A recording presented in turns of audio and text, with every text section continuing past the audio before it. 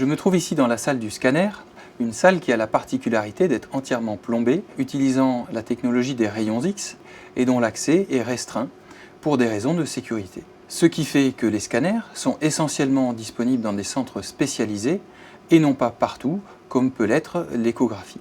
Voyons plus en détail avec le docteur Ruel les particularités de l'examen scanner. Le scanner est basé sur les mêmes principes que la radiologie. On utilise des rayons X qui vont traverser les structures. La différence par rapport à la radio, c'est qu'au lieu d'obtenir une image unique de la totalité de la région qu'on examine, on va obtenir, comme en IRM, des coupes successives, donc des tranches de cette région, et qu'en juxtaposant, on va pouvoir reconstituer en 3 dimensions, ou on va pouvoir aussi obtenir des coupes dans d'autres plans que le plan d'acquisition.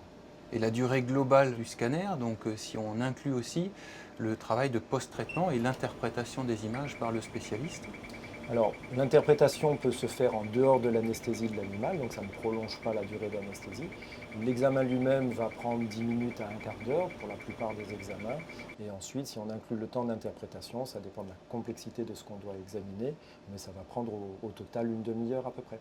Ici, il s'agit d'un scanner du thorax et on voit très bien les structures pulmonaires à l'intérieur du thorax, une partie du cœur, et on peut, comme ici, reconstituer des coupes en longueur alors que l'acquisition au départ est en travers du corps.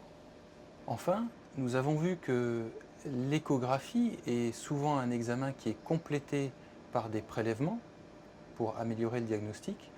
En est-il de même avec le scanner?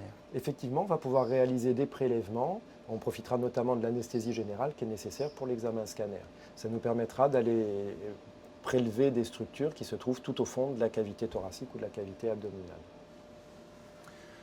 Bien, nous l'avons vu, le scanner est un examen indolore qui nécessite impérativement une anesthésie générale, simplement pour immobiliser l'animal et non pas pour prévenir quelques douleurs, puisque les rayons X traversent les structures sans la moindre douleur. Faites confiance à votre vétérinaire qui saura vous recommander la réalisation d'un scanner si le diagnostic sur votre animal le nécessite.